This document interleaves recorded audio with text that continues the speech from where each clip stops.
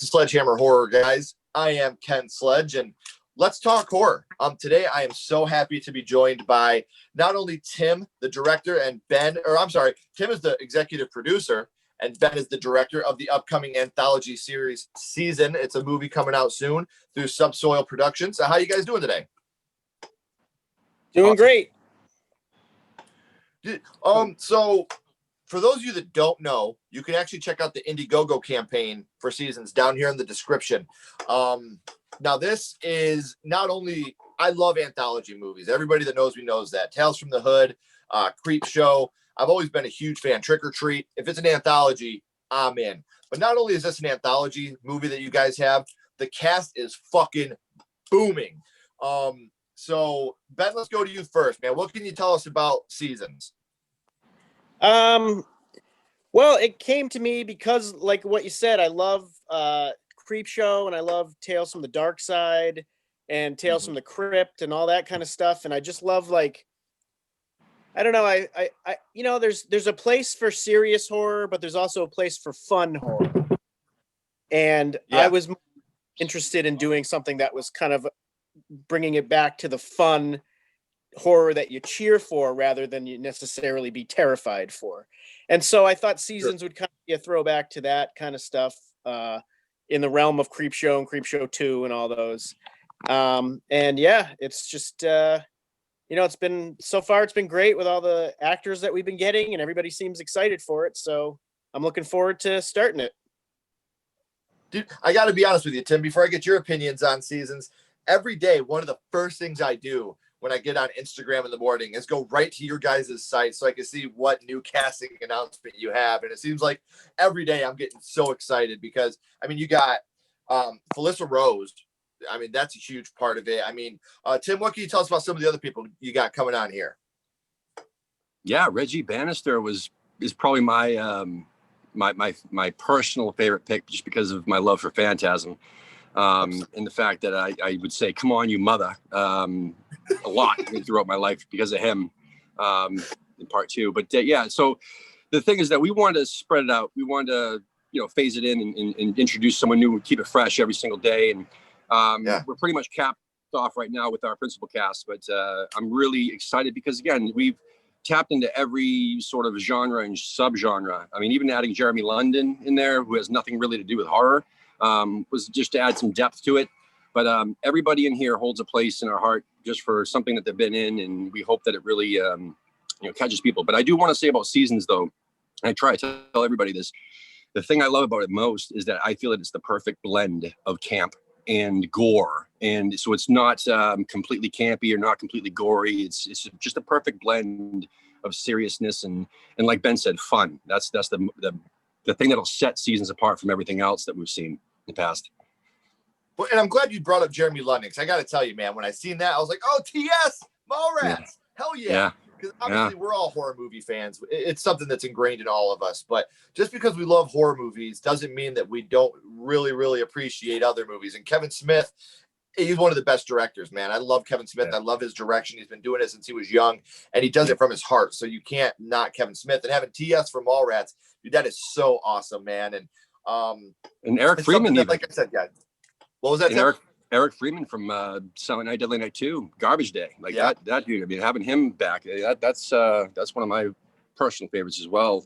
But someone like Lynn Lowry, who's as experienced as she is, you know, with Shivers and the Crazies and even more current stuff like Necropolis Legion with Full Moon. She's still going acting, you know, and she's phenomenal. But everybody's good. I love it.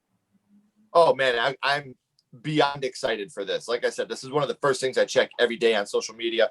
If you guys want to get a part of this Indiegogo, not only are you going to be helping support indie film, but they have some amazing perks. So make sure you're clicking down here in the description.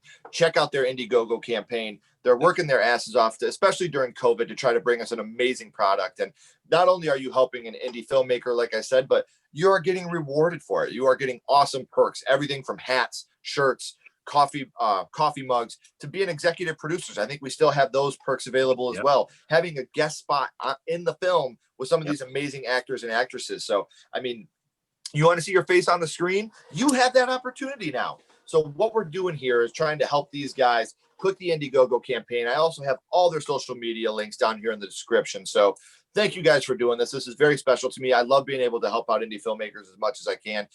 Being a part of the campaign is something I was proud to do as well. So I'm so happy for you guys. Oh no, I'm super, super stoked on this. So, but today, however, we are here to talk about the first horror movie you guys ever watched. Let's start with you, Ben. Your first horror movie was? I'd say my first horror experience really was Michael Jackson's Thriller, to be honest.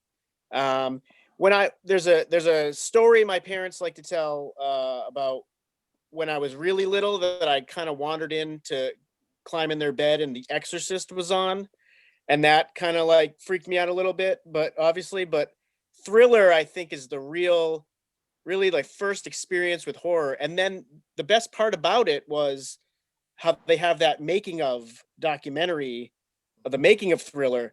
I used to watch that so much that really turned me on, not only to not being terrified of Thriller, because I could see how it was made and how everything came together. And that really also inspired me a lot in filmmaking too. So it kind of had a double thing. But I'd say my first horror movie besides that was probably Gremlins. Exactly. I saw Gremlins at a very young age, and there was a lot of stuff in stores of Gremlins when I was a little kid. So I really had a big big love for Gremlins, and I still do. Like one of my favorite movies of all time. And then I also, when I was like 10 years old at summer camp, I actually got a chance to go see Gremlins 2 in the movie theater. They took us to see Gremlins 2, so that was also like awesome.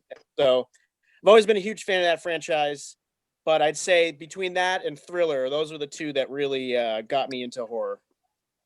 And Gremlins, one of my favorite double features of all time, man. Yeah, absolutely. This is one you can always put on and be happy all the time, man. So I love anytime I could talk about our favorite horror Christmas movie besides Black Christmas. I'm definitely down to do it because everybody argues about it is Die Hard a Christmas movie, man. My argument is Gremlins a Christmas movie? Gremlins is a Christmas movie. I totally believe it is. That's the movie me and my kids watch at Christmas time, man. So I totally get it. Yep. Tim, what about you, man? What was your first horror movie? When I was 6 years old, I remember sleeping over my cousin's house, and we snuck down halfway down the stairs and watched A Nightmare on Elm Street, like over the shoulders of my aunt and uncle. Like while they were watching it, like their couch was, we were behind them. They didn't even know we were there the whole time. But I remember that being my first experience watching a horror film, and boy, that set a tone and set a love for me for horror.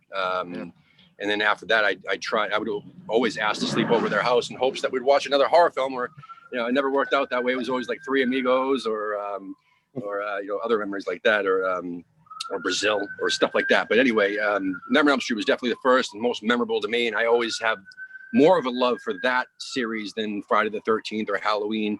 And I think that has something to do with it. The fact that it was the first I saw, not necessarily because it's the best, but it was also more fun than Halloween or the Friday the 13th series. But again, I love them all. I just love horror in general. Me too. And I've said this on record many times. A Nightmare on Elm Street is, in my opinion, the best horror movie ever made. If you take out the last 5 minutes of that film, I think it's one of the best films ever made. The scares are there. The originality is there. There's just so much beauty in A Nightmare on Elm Street for the budget they had, the practical effects. Robert Englund absolutely nails it as Freddy. So it's obviously something I'm a huge fan of as well. So now usually I ask questions to you guys, but I'm going to bounce the questions off you. That way I don't keep you guys here all day. So I'm going to go in reverse order here. Ben, you talked about Gremlins Thriller really being the first experience, but how old were you the first time that you seen Gremlins? I was probably about 6 years old. I think I had an older cousin, and I think he brought it on tape or something. He was always showing me crazy stuff, but I think we snuck that one, and he was like, "Oh, it's not really super scary," and it's very much campy and fun, but when you're 6 years old, that Christmas tree scene always was the one that really freaked me out. And then to this day, every time I hear, do you hear what I hear at Christmas time? That's the only thing I think about. And I've thought about that for, my whole life, basically. Anytime that comes on is I only think about that scene. So that's probably about the experience I had with that. Well, it's funny because it's a horror movie, but yet you take these scenes from these movies and it's something you always remember. To this day, I shake my shoes out before I put them on because of arachnophobia. When I don't we blame used you. to go to this campground when I was a kid, Sunnyside or something here in town, and there was a raft out in the middle of the lake that everybody would swim to, and they'd go under, and we'd play on the raft. But all I seen was Creep Show, too. The raft. That's all I seen every time I see that raft. So it's funny how horror movies have that impact on you, and you relate it to real life all the time. That's why I love them. Yeah, absolutely. So Tim, we know about how old you were. What is your, I don't want to say favorite, but what kill from A Nightmare on Elm Street stayed with you the most? Believe it or not, it was actually the jail scene where the dude gets he gets hung, pretty much. Yeah. That stayed with me more so than Tina's death scene. For whatever reason, I guess it was more the supernatural element that freaked me out more than the bloody scene. You know what I'm saying? Yeah. But what's funny is that that year, is very, very memorable for me. I mean, it was like 1986 or 87 for me, when the most memorable horror movies for me. The other one was obviously Creepshow 2, but like you said, the raft. I wouldn't even go swimming in the lake. We have tons of lakes around here, and I would be deathly afraid to go in the lake because of what you said, because of the raft. And that's the type of thing that we want to emulate at some point. Those type of scares and scenes. But a movie that really isn't that common, and it's one of my favorites of all time, was aired on HBO, or literally maybe a month or two after I first watched Nightmare on Elm Street. It stuck with me too. It's called Fortress. It was an Australian film that was bought out by HBO and aired on HBO a shitload back then. And it was about these 4 people in different masks, like a Santa Claus mask, a cat mask, a duck mask. And actually Vernon Wells actually played the guy with the duck mask on that. He's been in a bunch of stuff. But anyway, they kidnapped this class, the school teacher and all the kids, and chased them around wherever the hell they were. And there was a bunch of cave scenes that used to freak me out. I wouldn't go in the woods, but that was probably the second most memorable. But again, it was around that time when I was 6-7 years old that those things stuck out most to me. It's one of those things where when you're at that age, your brain's really being molded at this point. Yeah. So, you're catching these scenes, and we're used to watching cartoons and He-Man and Ghostbusters. And then you go from that to, A Nightmare on Elm Street, hey, Tina, watch this, it's that type of stuff that it really, really does make a huge difference. I want to go back to Gremlins here real quick. What is your favorite scene from Gremlins, Ben? I have to say it's that kitchen scene.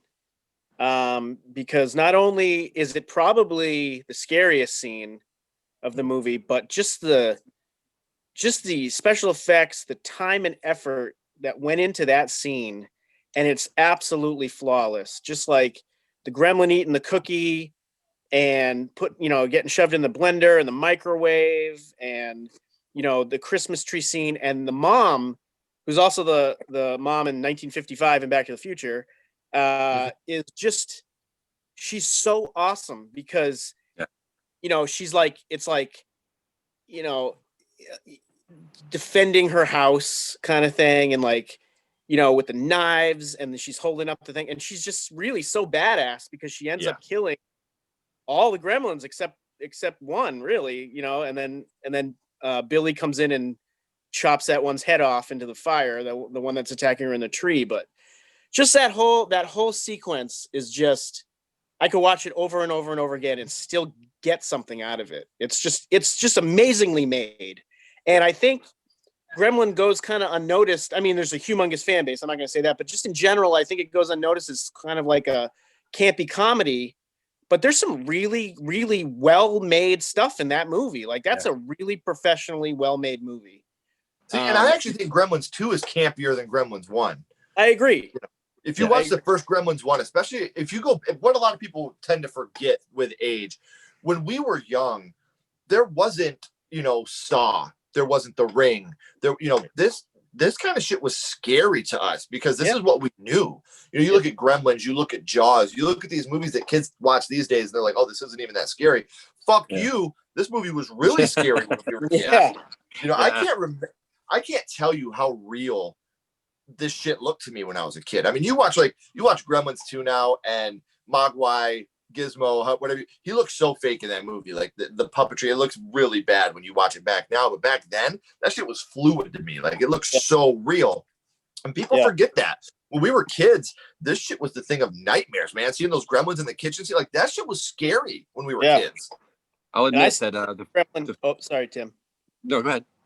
I was going to say, I still think the Gremlin FX really still holds up and is, if they made another Gremlins, if they rebooted it, or if they made a Gremlins 3 today, I'd be so scared that the Mogwai and the actual Gremlins would be CGI and they just look so bouncy and unnatural. Whereas this is like a real thing. You can touch it. And when it's like that, it is ageless. It will never be, when it's something that's tangible, like when Billy is actually holding the Mogwai, holding Gizmo, that's real. That will never be bad because that's a real thing he's touching. So it's like, you're looking at something that's in real life. Whereas if it was a CGI Gizmo, in 5 years, it would look old. It would look dated and crappy. And that's why I respect I'll take a mediocre practical effect over a mediocre CGI effect every day. I'm a huge practical effects fan. I do think there is really good CGI that's done nowadays, and especially when you can mix the two, when you're not like, oh, we're going to strictly do practical or we're going to strictly do CGI. When you can take a perfect balance of the two and mix them together, sometimes it's like clockwork, man. It's just beautifully done. Yep. Tim, you were about to say something about Gremlins before you let Ben speak first, but you were about to say something about Gremlins. Yeah, I agree with Gremlin, and I hate to admit, but the first time that we ever rented that back in the 80s, I was like maybe 6, 7, 8 years old. I don't remember exactly. I had to sleep with the lights on, man. I'm not even joking. Believe it or not, that was one of those movies where I had to make sure all the closets were shut tight because I was afraid these freaking Gremlins were going to come and get me. But that was very, very memorable as well. Yeah. Any movie like that to me when growing up was the same way, man. Whether it was Gremlins, Critters, The Gate, Labyrinth, even, those, if you had those little, oh, fuck, man, those things scared the hell out of me when I was a kid because I had all these little stuffed animals and toys around the house. And I'm very blessed. I grew up in a video store. My parents owned a video store. So growing up, I was so lucky that that's what I did. And it got to the point where I rented Ghostbusters every night. I would take Ghostbusters home with me every night. And the way I got into horror films was my grandma. Yeah, my grandma got tired of watching Ghostbusters. My parents were very young when they had me, and we lived on a farm, and I had my grandma's house and my parents' house together. And my grandma got so tired of watching Ghostbusters, she just grabbed House off the shelf from 1986. And that's, to this day, it was my first horror movie. It's still my favorite horror movie. I absolutely adore that film. That's another one where you got the little gremlin monster things that take the kid up the chimney. And so these movies, when you had those effects, are so amazing to me. I want to go back to Nightmare on Elm Street, though, real quick, Tim. Yeah. When we're thinking about Nightmare on Elm Street, we haven't gotten this with Gremlins yet, but we have gotten a Nightmare on Elm Street remake. What are your opinions of the Nightmare on Elm Street remake? I haven't watched it the whole way through. I refuse to. I watched the trailer and I was like, I'm never going to watch this. I'm just never going to do it. Too much CGI for me. I mean, personally, and just not done well. I mean, clearly, it was really just a poor job. But secondly, I think I might have got 20 minutes into it and that's it. And I refuse. Maybe someday I'll watch it, but I really don't have much of an opinion on it just for the fact that I haven't given it the chance, even it's one of those things where it was done after Freddy versus Jason, which is another one that I'm semi disappointed with. I just knew that the remake was not going to do any justice to anything, The three things I can say about the remake that are negative to me are: one, he's a child molester, not a child killer. Again, not one's not better than the other. You know? No, I know. Like, no, I know. Jackie Earl Haley didn't do a terrible job. I love him. I love him. He'll live in Doll Man. Yes. But the thing is, like, Jason Voorhees was always, you know, you had CJ Graham, you had Kane Hodder, Michael Myers, you had all these amazing Dick Warlock, but Freddy was always Robert Englund, you know, even though it was always Michael Myers, it was always Jason, there was always different guys behind the mask, but Freddy was always Robert Englund. So to take that and change it, nobody could have done it. Like I said, Jackie Earl Haley did a good job, but he wasn't Freddy. And what you were talking about, the CGI, I was talking earlier, Nightmare on Elm Street, you know, like when you have them pushing their face actually into the latex over the bed, you know, you can't redo those scenes in CGI. And they try to do it. And like you said, it looks like dick when they do that. Yeah. You take an amazing practical effect and you try to do the exact same thing with CGI and it just looks like shit. So I'm not in the boat of remakes are inherently bad. There's a lot of remakes that I very, very much enjoy. I love the Child's Play remake. I love the Friday the 13th remake. I was a big fan of the Halloween remake. But then there's other ones, Poltergeist, Pet Sematary, where I don't have a strong opinion. I didn't like them. Pet Sematary was garbage. I can't believe I sat through that.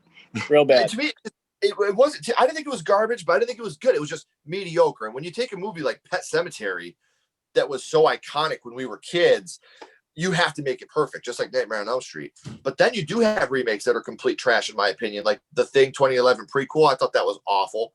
Nightmare on Elm Street, I thought was really bad. So, I mean, to me, you got the three tiers. You got good, you got didn't really make a difference when it should have, and then garbage. And that's where it goes to me.